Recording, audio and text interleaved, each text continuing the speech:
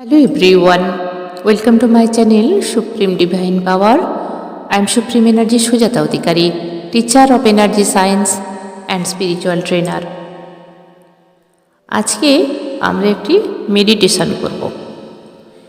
এই মেডিটেশনটা আমি অনেক চিন্তা ভাবনা করে নিয়ে এসেছি। এরকম অনেক ভিডিও আমার চ্যানেলে দেয়া আছে। আমাদের এই জীবনে অনেক মানুষ, ছেলে মেয়েরা বা আফটার 40-50 হতে পারে, বিবাহিত বা অবিবাহিত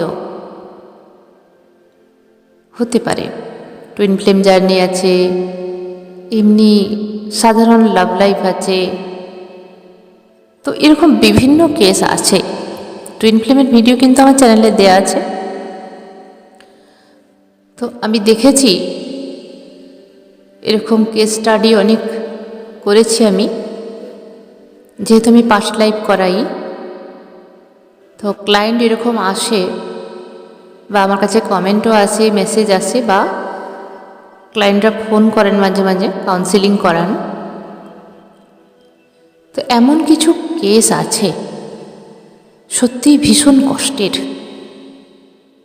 কারণ আমি এনার্জি নিয়ে কাজ করি, সেগুলো বুঝতে পারি যে কতটা কষ্ট হয় একটা লাভ স্টোরি যখন ব্রেক হয়ে যায়।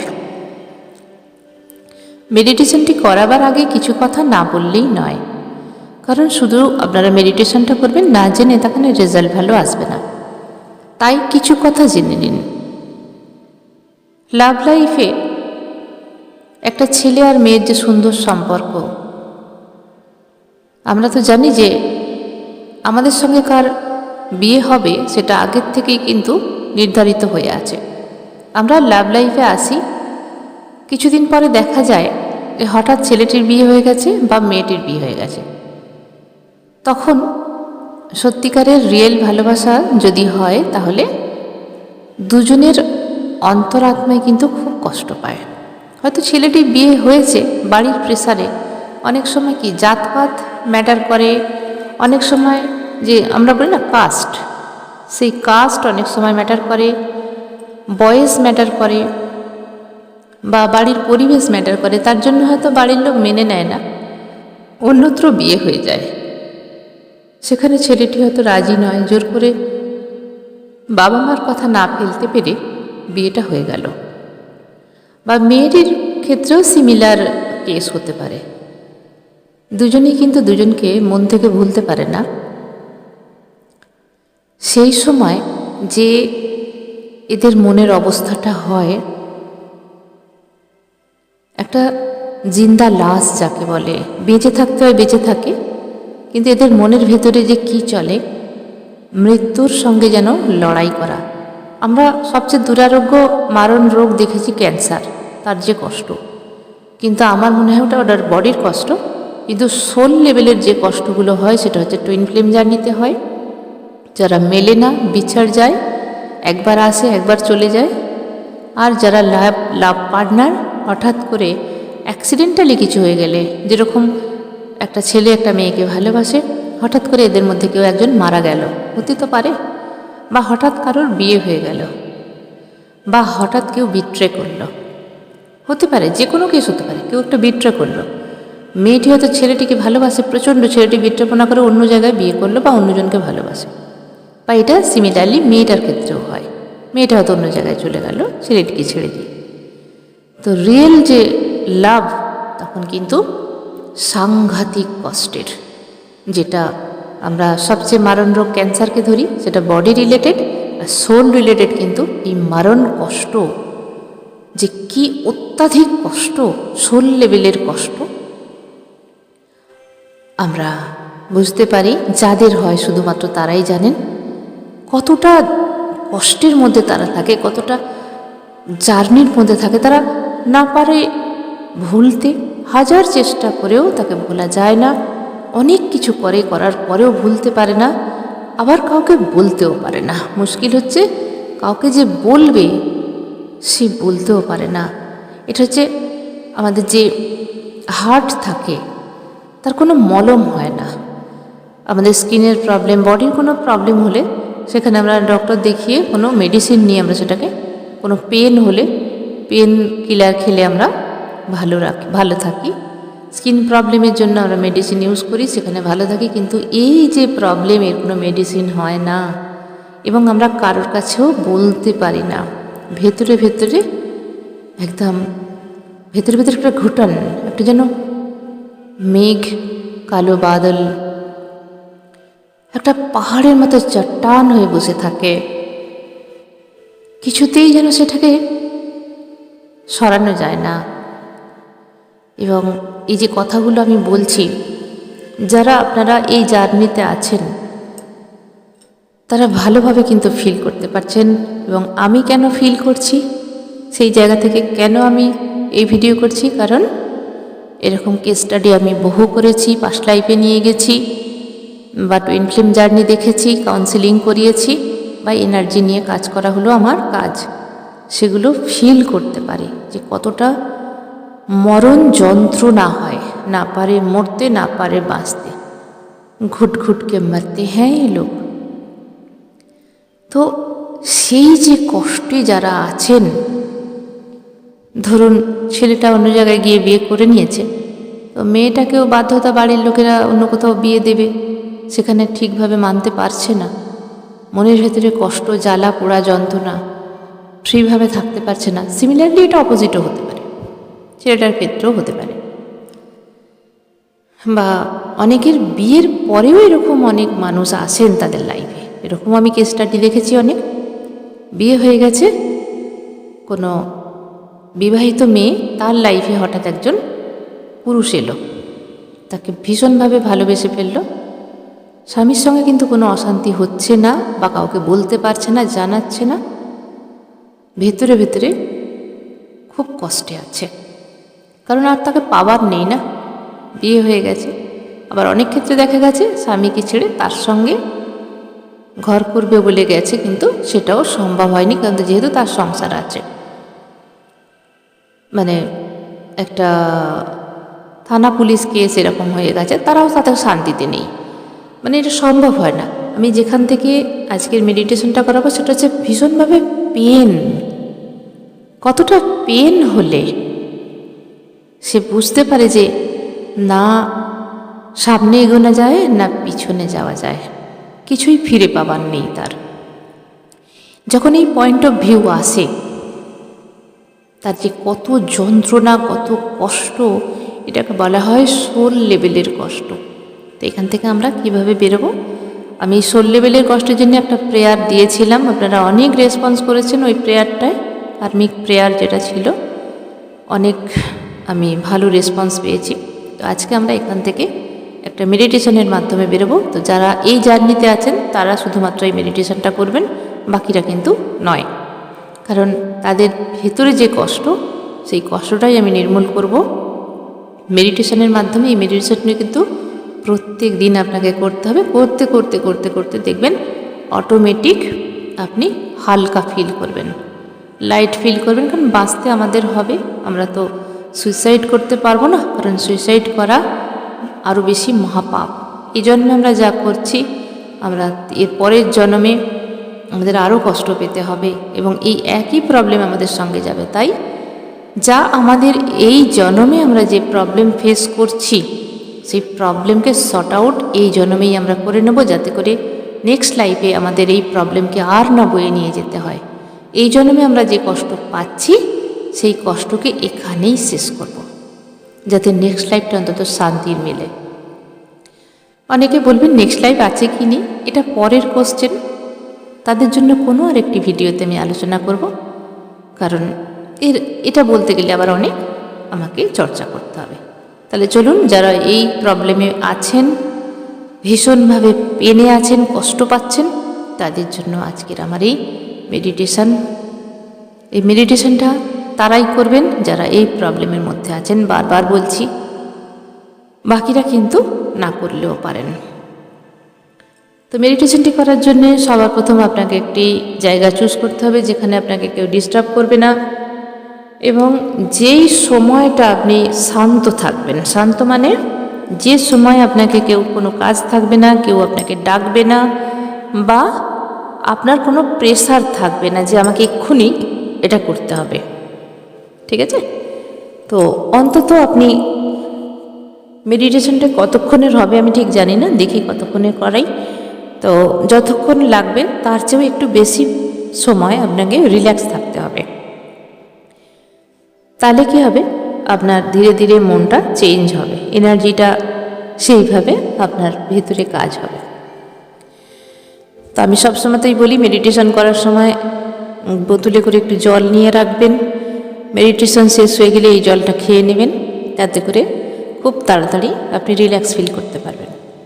চলুন, মেডিটেশনটি যে কোনো সময় করতে পারেন, বিশেষ করে ভালো হয় খুব সকালে করলে আর শোবার সময় করলে। রাতে শোবার সময় করতে পারেন বা ঘুম থেকে উঠে সকালে করতে পারেন। যদি এই দুটো টাইম না হয় তাহলে আপনি দিনের যে কোনো সময় করতে পারেন, কিন্তু শান্ত হওয়া চাই, যেখানে কোনো কোলাহল থাকবে না, যেখানে কোনো ডিস্টার্বেন্স থাকবে না, ঠিক আছে? আর আরেকটা কথা আমি সবসময় বলি, মেডিটেশনটা করার জন্য সবসময় ঢিলা ঢিলা পোশাক পরবেন, যাতে করে বডিতে কোনো প্রেশার না থাকে। এই মেডিটেশনটি আপনি বসেও করতে পারেন, শুয়েও করতে পারেন। সবথেকে ভালো হয় হেলাম দিয়ে বসে করলে, তাতে করে পেনটা আপনি খুব সুন্দরভাবে ফিল করতে পারবেন।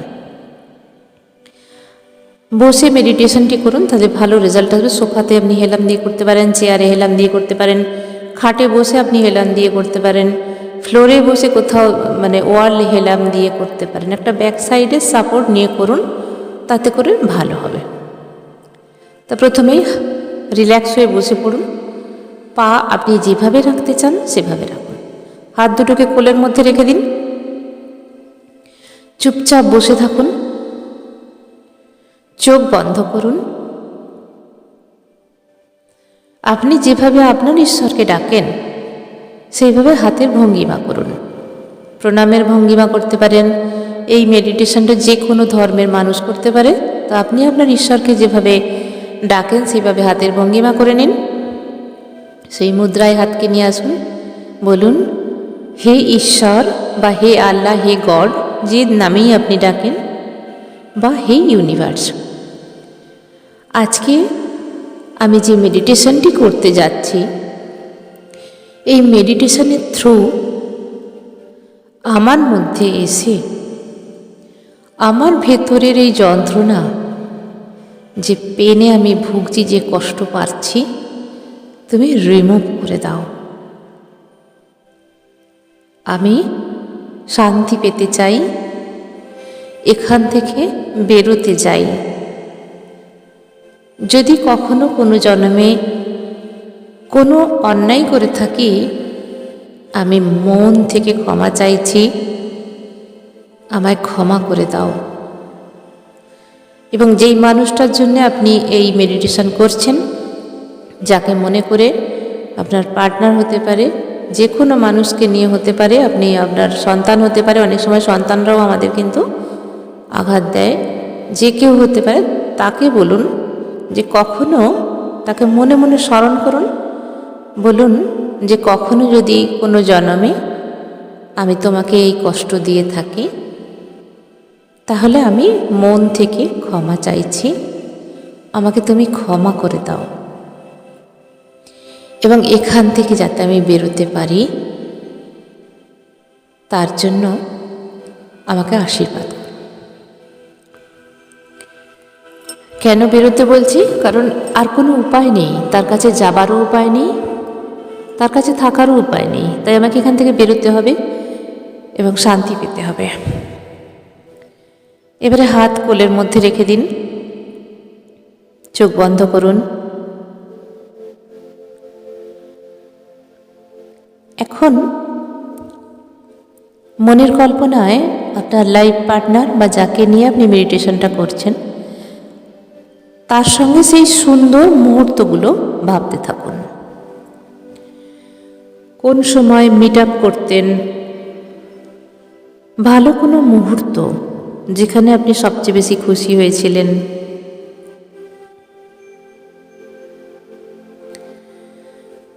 কি কথা আপনাকে বললে আপনার ভালো লাগতো? কোথাও বেড়াতে যাওয়ার মুহূর্ত,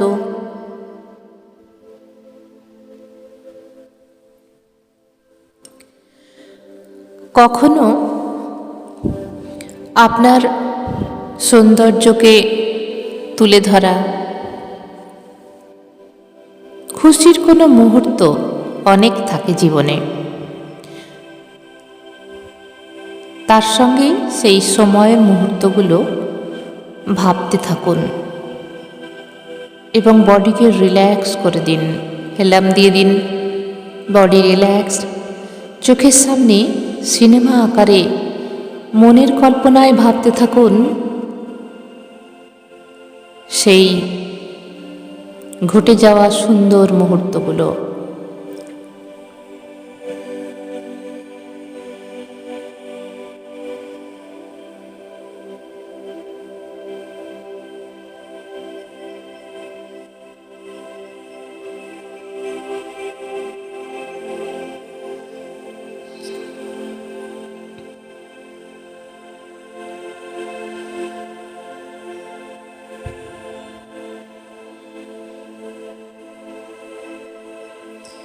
আপনারা দুজন কত খুশি ছিলেন।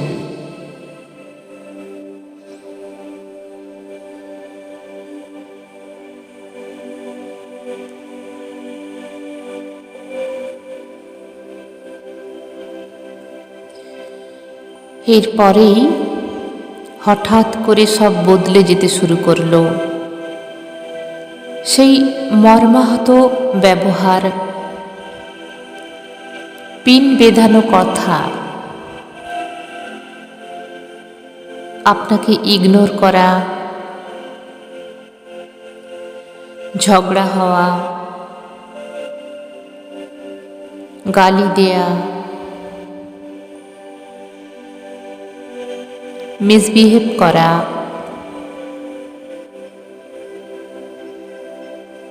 ফোন না ওঠানো, মেসেজ না দেখা,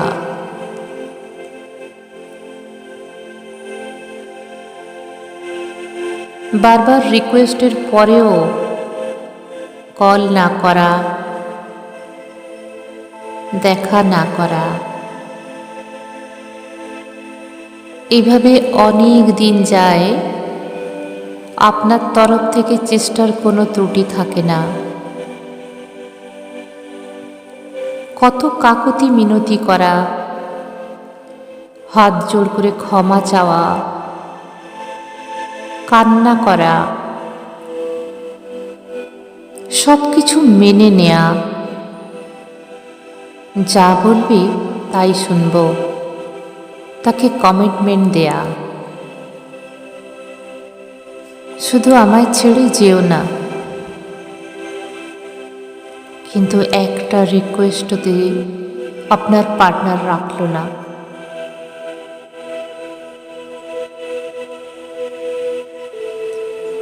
পুরোটাই দেখলেন আপনার সঙ্গে নাটক করে গেছে।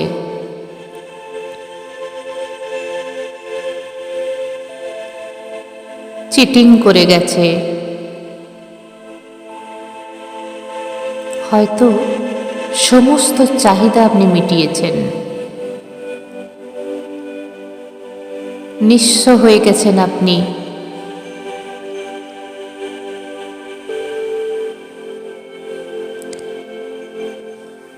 তাকে সব কিছু দিয়ে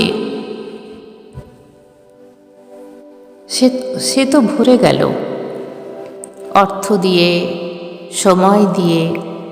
যখন যা চেয়েছে আপনি সব কিছু ধীরে ধীরে দিয়েছেন। যে সময় দেখা করার কথা সেই সময় দিয়েছেন, কল করার কথা কল করেছেন, টাইম দিয়েছেন, রাতের পর রাত জেগে কথা বলেছেন, নাওয়া খাওয়া ছেড়ে কথা বলেছেন, টাকা পয়সাও হয়তো দিয়েছেন,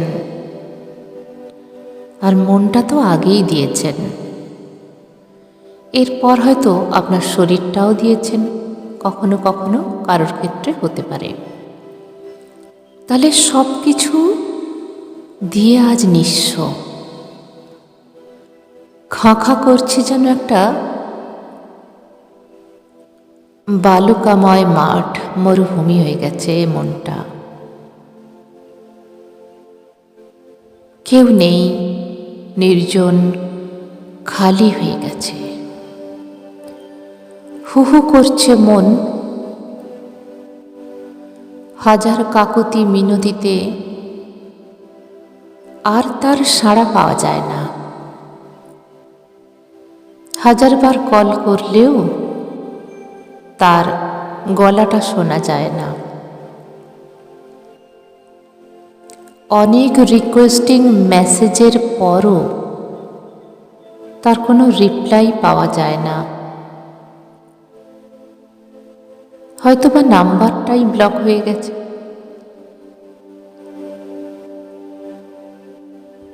এই পয়েন্ট অফ ভিউ থেকে যে দৃশ্য ফিল করা যায় মন থেকে, মারণ রোগের থেকেও আরো কষ্টের। যেন জীবন আর মরণ একটা পয়েন্টে মিলিত হয়েছে।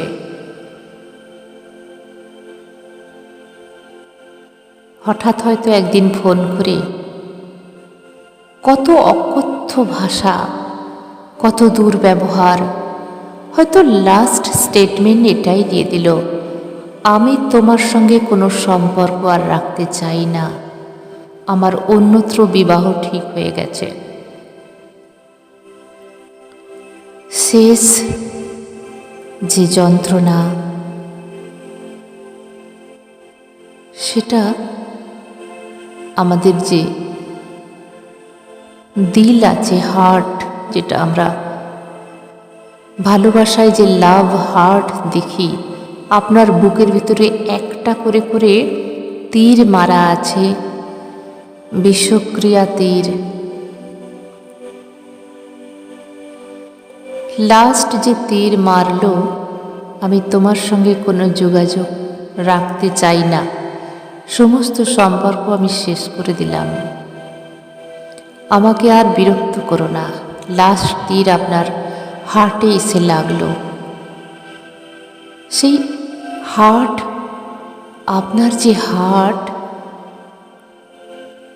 কবে থেকে যে রক্তাক্ত হয়ে আছে, আপনার পার্সন কিন্তু জানতেও পারল না।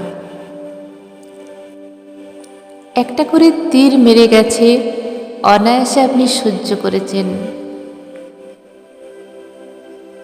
মনে মনে ভেবেছেন সব কিছু হয়তো ঠিক হয়ে যাবে, কিন্তু না, পরপর একটা করে তীর আঘাত এনেছে আপনার ওই ভালোবাসার দিলের ওপর, হার্টের ওপর।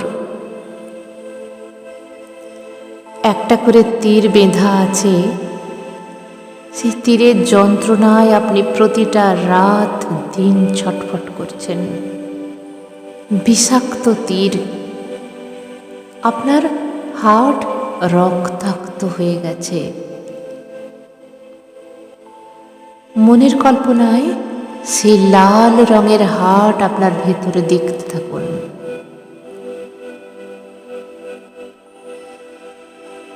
একটা করে তীর বেঁধা আছে আপনার লাইফ পার্টনার, যিনি ছিলেন, একটা করে তীর মেরেছেন, এবং সেই তীরগুলো ভীষ্মের সরসজ্জার মতো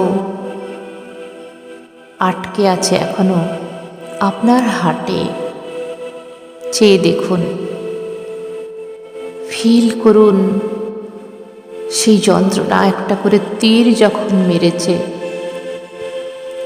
কথার তীর, ব্যবহারের তীর, ল্যাঙ্গুয়েজ ইউজ করার তীর, ইগনোর করার তীর, নিচা দেখানোর তীর, কিভাবে জখম করেছে আপনার হার্টকে। রক্তে মাখামাখি হয়ে গেছে আপনার হার্ট। সেই মরম যন্ত্রণায় আপনি ভেতরে ছটপট ছটপট করছেন। আর যে পারা যায় না। এতগুলো তীর মেরেছে, আর জায়গা নেই মারার মতো। হার্ট পেন, সোল পেন বলা হয়। আপনি শুধু জানেন এই মরণ যন্ত্রণা কতটা কষ্টের, কতটা যন্ত্রণার। আপনার ভেতরের যে অন্তরাত্মা আছে তিনি জানেন, আপনার ঈশ্বর আল্লাহ গড জানেন। হয়তো যিনি দিলেন তিনি জানল না। মনে মনে বলুন, তুমি যে আমায় কতটা কষ্ট দিয়েছ, যদি আমার এই হার্টটাকে তুমি দেখতে পেতে, কতটা যন্ত্রণায় এই হার্টটা ছটপট ছটপট করছে, রক্তাক্ত হয়ে গেছে। তুমি জানতেও পারলে না। কত রাত আমি না ঘুমিয়ে শুধু বালিশে চোখের জল ফেলেছি। তুমি জানতেও পারলে না আমি কতদিন না খেয়ে কাটিয়েছি। তুমি জানতেও চাইলে না আমি জিন্দা লাশ হয়ে গেছি। তুমি জানতেও চাইলে না একবারও আমি কেমন আছি, বেঁচে আছি না মারা গেছি। আমি জানি তাতে কিছুই এসে যায় না তোমার। তুমি কেমন আছো তাও আমি জানতে চাই না, কারণ তার কোনো উপায় নেই।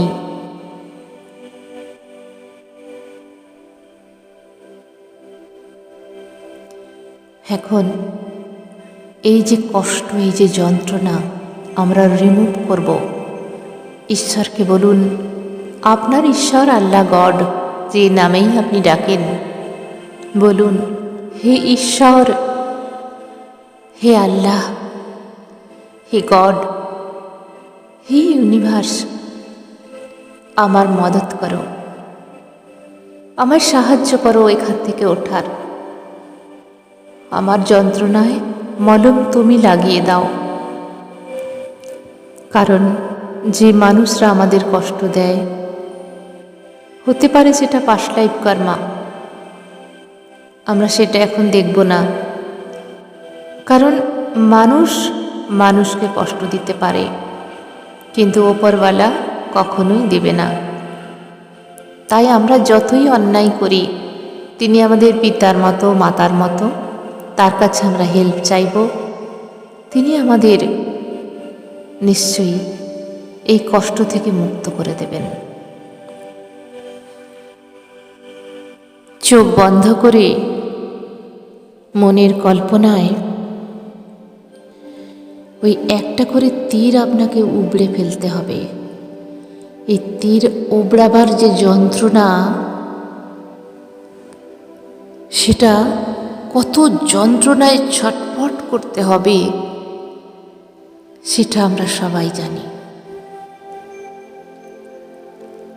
তাই ঈশ্বরের নাম নিয়ে মনের কল্পনায় নড়বেন না। মনের কল্পনায় দেখুন আপনার বুকের কাছে যে যন্ত্রণাগুলো আছে, যে কষ্টগুলো আছে, একটা করে তীর ধরুন, একটা করে তীরকে ধরুন আর বলুন, হে ঈশ্বর, আমার মদত করো, এই তীরটা উবড়িয়ে দাও, এই কষ্ট লাঘব করে দাও। এখন আমি 1 2 3 বলবো, 3 বলার সঙ্গে সঙ্গে আপনি একটা করে তীর উবড়িয়ে ইউনিভার্সে পাঠিয়ে দেবেন। আপনি একটা তীরকে ধরুন মনের কল্পনায়, 1, শক্ত করে ধরুন 2। যখন আমি 3 বলবো, দাঁতে দাঁত চেপে যতই কষ্ট হোক এই তীরকে উবড়ে ইউনিভার্সে ছুঁড়ে দেবেন। 3, উপরে ছুঁড়ে দিন। কি যন্ত্রণা, কি কষ্ট। একটা শ্বাস ফেলুন বড় করে, শান্তি পেলাম। এইভাবে যতগুলো তীর আপনি দেখতে পাচ্ছেন, কারণ সবার আলাদা আলাদা হতে পারে, আপনি চোখে যতগুলো তীর দেখতে পাচ্ছেন আপনি একসঙ্গে ধরে উবড়ে দেবেন বা একটা করে। আমার মতে আমরা এখন সব তীরগুলোকে একসঙ্গে ধরব এবং যত কষ্টই হোক দাঁতে দাঁত চেপে চোখকে চেপে ধরে দুটো হাত দিয়ে ঈশ্বর, আল্লাহ, গড, ভগবানকে ডেকে সেই শক্তি নিয়ে, ভেতরের অন্তরাত্মার যে শক্তি আছে আমাদের মধ্যে, সেই শক্তিকে জাগৃত করে আমরা একসঙ্গে এই তীরগুলোকে উপড়ে ইউনিভার্সে পাঠাবো। মনে মনে বলুন, হে পরমেশ্বর, হে ঈশ্বর, আল্লাহ, গড, আমায় শক্তি দাও, আমি যেন সমস্ত শক্তি দিয়ে এই কষ্টগুলো নির্মূল করতে পারি। আমার ভেতরে তুমি জাগৃত হও, আমাকে শক্তি দাও, শক্তি দাও, শক্তি দাও। দুটো হাত দিয়ে মনের কল্পনায় সমস্ত তীরগুলোকে ধরুন, নিজের ঈশ্বরের নাম দিয়ে বলুন, আমার মদত করো। দাঁত মুখ খিচিয়ে ওই তীরকে বুক থেকে উপড়ে দিন, ফেলে দিন, টেনে নিন, দূরে ছুঁড়ে ফেলে দিন ইউনিভার্সে। ফিল করুন শান্তি। দেখুন আপনার হার্টের মধ্যে যে তীরগুলো যন্ত্রণা হচ্ছিল সেগুলো সব কিছু আপনি ইউনিভার্সে দিয়ে দিয়েছেন। এখন আমাদের ওখানে একটু ওষুধ লাগিয়ে দিতে হবে। ইউনিভার্সাল মেডিসিন পাওয়া যায়। মনের কল্পনায় প্রণামের ভঙ্গিতে আপনার ইউনিভার্সকে বলুন, হে ইউনিভার্স, আপনারই তৈরি আমার এই দেহ, আমার সোল, আমার হার্টের যে কষ্ট এখন হচ্ছে, আমাকে মেডিসিন লাগিয়ে দাও, তোমার ভালোবাসার মেডিসিন। মনের কল্পনায় দেখতে থাকুন একটা হোয়াইট রে আপনার হার্টের কাছে এসে সেই আলোকিত করছে এবং ধীরে ধীরে সেই পেন ঠান্ডা হয়ে যাচ্ছে, কুল ডাউন হয়ে যাচ্ছে,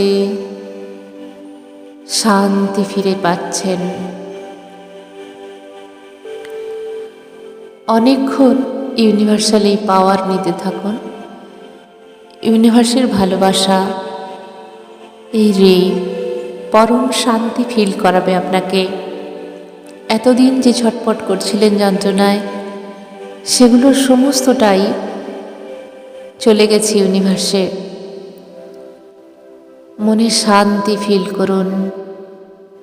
পরমেশ্বরকে বলুন, আমাকে রাস্তা দেখাও।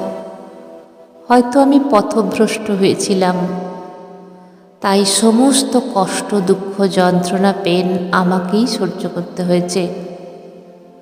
সত্যি তো, যদি গলত না হতো, যদি পথভ্রষ্ট না হতাম, তাহলে আজকে আমাকে তো এই কষ্ট সহ্য করতে হতো না। অনেক কষ্ট পেয়েছি, এবার আমাকে একটা নতুন জীবন দাও, যেখানে যে জীবন আমাকে শান্তি দেবে। হে প্রভু, আমি তো জানি না কোন পথ আমার জন্য শুভ, তুমি আমাকে সেই পথ দেখাও, আমাকে এগিয়ে নিয়ে চলো, আমার মনে শান্তি দাও। ফিল করুন আপনার সারা দেহ শান্তিতে ভরপুর হয়ে যাচ্ছে, শীতলতায় ভরে যাচ্ছে মন, এবং আপনার ঈশ্বর আপনাকে কৃপা করেছেন। মন থেকে ফিল করুন। এগুলো শুধুমাত্র ফিল করতে হয়। আপনার কষ্ট কিন্তু অনেকটা কমে গেছে, ফিল করুন। কারণ ইউনিভার্স, ঈশ্বর, আল্লাহ, গড আমাদের কখনো কষ্ট দেয় না, শুধু শান্তিই দেয়। আমরা ভুল করি বলেই কষ্ট পাই। মনে পরম শান্তি ফিল করুন। পরম শান্তি ফিল করুন, মহা শান্তি ফিল করুন, পরম শান্তি ফিল করুন। ওম শান্তি, পরম শান্তি, মহা শান্তি। এইভাবে কিছুক্ষণ আপনারা বসে থাকতে পারেন বা আপনারা একটু শুয়ে নিতে পারেন। যদি মনে হয় একটু শুয়ে নেবেন, শুয়ে নিন। এরপর যখন উঠবেন, বোতলে যে জলটা রেখেছিলেন ওই জলটা চোখে মুখে দিয়ে দেবেন, একটু জল খেয়ে নেবেন। বারবার বলছি, আপনি অনেকটা রিল্যাক্স ফিল করবেন। এই মেডিটেশনটি অন্তত কমপক্ষে যারা ডিপার লেভেলে কষ্ট পেয়েছিলেন তারা 90 দিন কন্টিনিউ করুন। দেখবেন 21 দিনের পর থেকে আপনি স্বাভাবিক জীবনে ধীরে ধীরে ফিরছেন। এই মেডিটেশনটা কিন্তু আপনাদের অনেক উপকারে আসবে এবং যারা এই প্রবলেমে ভুগছে তাদেরকে শেয়ার করবেন আর লাইক করতে ভুলবেন না, কারণ এটাই হলো আপনার এনার্জি এক্সচেঞ্জ। কোনো জিনিস এমনি যে আমরা পাই তার জন্য একটা এনার্জি এক্সচেঞ্জ করতে হয়। সেটা যে কোনো সাবস্ক্রাইব হতে পারে বা লাইক হতে পারে, কোনো কিছু এক্সচেঞ্জ করতে হয়, এতে করে ব্যালেন্স হয়ে যায় এনার্জিটা। এবারে আপনার ব্যাপার, আপনি করতেও পারেন নাও করতে পারেন। আমার এটা বলা কর্তব্য, আমি বলে দিলাম। তো স্বাভাবিক জীবনে তারপরে ফিরে আসুন। আপনি যখন উঠবেন এইভাবে মেডিটেশনটি আপনি যখন মনে করেন তখন করতে পারেন। আজকের মেডিটেশন এখানেই শেষ করলাম। সবাই ভালো থাকবেন, দারুণ থাকবেন, আনন্দে থাকবেন। ধন্যবাদ।